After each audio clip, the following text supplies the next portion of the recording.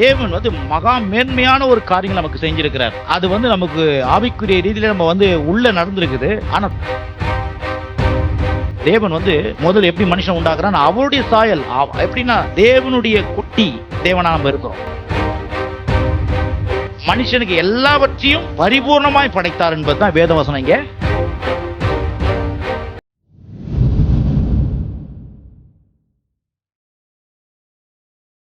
மகா மேன்மையான மகத்துவம் அப்படின்னு ஒரு வார்த்தை வருது பாருங்க.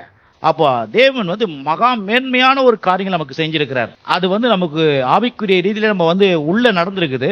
ஆனா சரீர வாழ்க்கை நமக்கு சரீரம் கொடுக்கப்பட்டிருக்கிறதுனால அந்த ஆவிக்குரிய ஜீவன் தேவன் நமக்கு கொடுக்கப்பட்ட சிருஷ்டிப்பினுடைய அந்த மகா மேன்மையான காரியங்களை நம்ம சரியா விளங்கிக் கொள்ள முடியாத இருக்குது. ஏன்னா மாம்சத்தில் இருக்கிறதுனால இந்த நடந்திருக்கிற உள்ள நடந்த படைப்பு தேவனுடைய படைப்பை சரியா நம்ம பார்த்து அனுபவிக்க முடியாத இருக்குது. ஆகதான் கர்த்தர் வேதத்தை கொடுத்திருக்கிறாரு.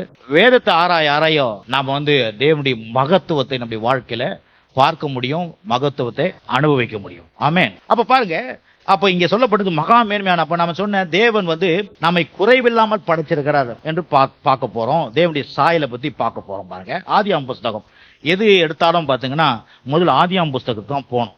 ஏன் ஆதியாகமம் புஸ்தகத்துக்கு போனோம் அப்படின்னு பாத்தீங்கன்னா அங்கதான் படைப்பின் ஆரம்பம் இருக்கிறது. உண்டாக்கப்பட்ட ஒரு ஆரம்பம் கோட்பாடு அங்கதான் இருக்குது. ஆகவே நடுவுல பாத்தீங்கன்னா பாவத்தின் நிமித்தம் எல்லாமே கோளாறாயிடுச்சு. ஆகவே இந்த நடுவுல வர்றதெல்லாம் பார்க்க கூடாது. முதல் தேவன் எப்படி படைத்தார், எப்படி இந்த உலகத்தை உண்டாக்குனார் என்பதை குறித்து நம்ம பார்க்கும் பொழுதுதான் நம்முடைய வாழ்க்கையில வருகிற குறைவுகள் எல்லாம் எப்படி களைந்தெறிய முடியும் என்பதை நம்ம என்ன பண்ண முடியும், அதை மாற்றுறதுக்கு நமக்கு தேவன் பலன் தருவார். ஆகவே பார்க்கிறோம் பாருங்க, 1ஆம் அதிகாரத்துல 25 28. ஏன்னா தேவன் பூரணமா படைச்சிருக்கிறார், மனிதனை குறைவில்லாமல் படைச்சிருக்கிறார். அவன் முதல் எடுத்தவொடனே ஊமையா படிச்சு கொஞ்சம் பேச்சு வந்துச்சு அப்படிலாம் கிடையாது இல்லையா? அப்போ அதை பார்க்க போறோம் பாருங்க. 25 தேவன் பூமியில் உள்ள ஜாதி ஜாதியான காட்டு மிருகங்களையும் ஜாதி ஜாதியான நாட்டு மிருகங்களையும் பூமியில் ஊறும் பிராணிகள் எல்லாவற்றையும் உண்டாக்கினார். தேவன் அது நல்லது என்று கண்டார். வாசிக்கும் போது கவனிங்க.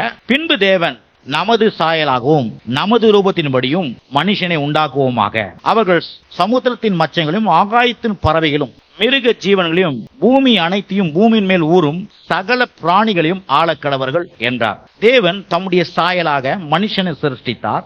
அவனை தேவ சாயலாக சிருஷ்டித்தார், ஆணும் பெண்ணுமாக அவர்களை சிருஷ்டித்தார். பின்பு தேவன் அவர்களை நோக்கி, நீங்கள் பலுகி பெருகி பூமியை நிரப்பி அதை கீழ்ப்படுத்தி சமுத்திரத்தின் மச்சங்களையும் ஆகாயத்தின் பறவைகளையும் பூமியின் மேல் நடமாடுகிற சகல ஜீவ ஜந்துக்களையும் ஆண்டு கொள்ளுங்கள் என்று சொல்லி தேவன் அவர்களை ஆசீர்வதித்தார். அப்ப தேவனுடைய படைப்பு எப்படிப்பட்டது நீங்க பார்க்கும்போது 26ஆம் வசனம் கவனிங்க.